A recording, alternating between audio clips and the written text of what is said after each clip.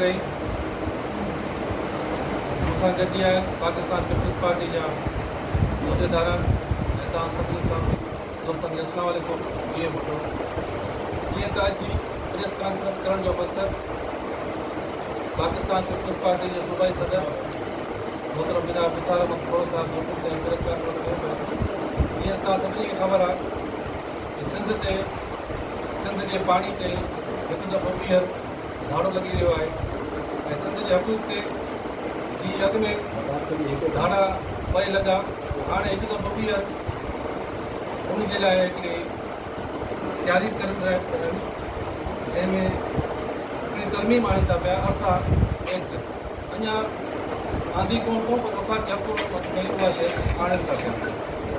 ही 1991 में जेको हिकिड़ो ठाह थियो हुयो उन जे ख़िलाफ़ ही बि तरमीम आणनि था पिया ऐं असां पाकिस्तान पीपल्स पार्टी जा उहिदेदार इन शइ जी जेके मुखालफ़त कयूं था पिया ऐं वफ़ाक़ी हुकूमत खे इन प्रेस कॉन्फ्रेंस ज़रिए आगाह कयूं था पिया जेके अहिड़े क़िस्म जो को बि अमल थियो असां पाकिस्तान पीपल्स पार्टी जा उहिदेदार वर्कर सपोर्टर भरपूर एहतियात कंदासीं।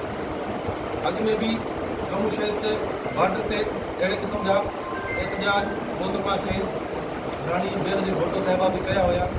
असां हाणे बि इंशा अल्लाह ताला इन जे ख़िलाफ़ भरपूर मुज़ाहिमत कंदासीं। असां वटि तमामु घणो एनर्जी गैस जा गैस जो बिल बिजली जा बिल असां वटि तमामु वधीक करार अचनि था पिया। इहे बि वफ़ाक़ी हुकूमत खे असां हिन प्रेस कॉन्फ्रेंस ज़रिए आगाह कयूं था पिया। महिरबानी करे सिंध सां ज्यादती न कयो ऐं असां सां थोरो पंजाब खे सिर्फ़ु ऐं सिर्फ़ु तव्हां सपोर्ट कयो था पिया, असांजे सिंध सां ज्यादती न कयो। उन सां गॾोगॾु हिकिड़ो ॿियो असांजो इशू आहे जेको डिस्ट्रिक्ट घोटकी जो इशू आहे। तव्हां ॾिठो हूंदो नेशनल हाईवे रोड जेको आहे डिस्ट्रिक्ट घोटकी जो तबाह हाल आहे। हीउ नेशनल हाईवे आहे, उहो सिंध जो हाईवे न आहे। इन नेशनल हाईवे खे सिर्फ़ु ऐं सिर्फ़ु इन जे करे तबाह बर्बाद कयो कोन्हे सिंध खे पोइते धिकणो आहे। अमूमन माण्हू चयो वेंदो आहे त सिंध जो बॉर्डर क्रॉस कंदा त असांखे महसूसु थींदो आहे त सिंध में आहियां। हालांकि ईअं न आहे त हिकु सिंध जो प्रोजेक्ट आहे, हीउ वफ़ाक़ जो प्रोजेक्ट आहे। वफ़ाक़ सिंध सां मटेरियली मावर सलूक करे शुरू करणु घुरिजे। तव्हां हितां क्रॉस कयो, ठेकेदार बि साॻियो आहे, कॉन्ट्रेक्टर जेके आहिनि उहे साॻा आहिनि, ॾियण वारा बि साॻा आहिनि, कमु करण वारा बि साॻा आहिनि। मॉनिटरिंग वफ़ाक़ जे हथ में आहे, पर पंजाब में सुठे नमूने सां उन्हनि खे मॉनिटरिंग थिए थी, हेॾे करनि कोन था पिया। हीअ ॼाणी वाणी तव्हां ॾिठो हूंदो कई एक्सीडेंट थियनि था पिया, रोज़ अमवात थियनि थियूं। कल्ह बि हिकिड़ो वाक़ियो थियो आहे, 2 छोकिरा वीचारा ज़ख़्मी थिया, हिकिड़ो शहीद थी वियो। असां हिन प्रेस कॉन्फ्रेंस ज़रिए पाकिस्तान पीपल्स पार्टी जे चेयरमैन बिलावल भुट्टो ज़रदारी साहिब खे रिक्वेस्ट कंदासीं त हीअ असांजो आवाज़ु जेको आहे सभिनी मथां वञे। वफ़ाक़ी हुकूमत खे असीं आगाह कयूं था पिया, महिरबानी करे इहो असां सां सिंध सां इहो वर्ताव बि ख़तमु करे। हीउ पूरो सिंध बॉर्डर खां वठी तव्हां कराची ते हलिया वञो, यकी माना साॻियो हाल आहे।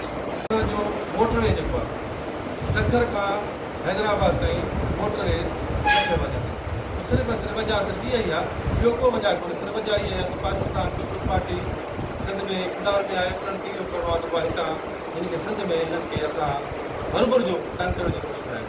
ॿिया सभिनी जॻह ते कयूं आहिनि, हिते न पियो ठहे। इन जी वजह छा आहे? असां को चेयरमैन सदर पाकिस्तान मोहतरम जनाब आसिफ अली ज़रदारी साहिब खे गुज़ारिश कंदासीं त इन ते असांजो आवाज़ु जेको आहे बुलंद कयो वञे ऐं इहो मोटरवे जो सिस्टम आहे उहो असांखे ठाहियो वञे। इहे कुझु चंद ॻाल्हियूं हुयूं जेके तव्हां दोस्तनि सां शेयर करण जे लाइ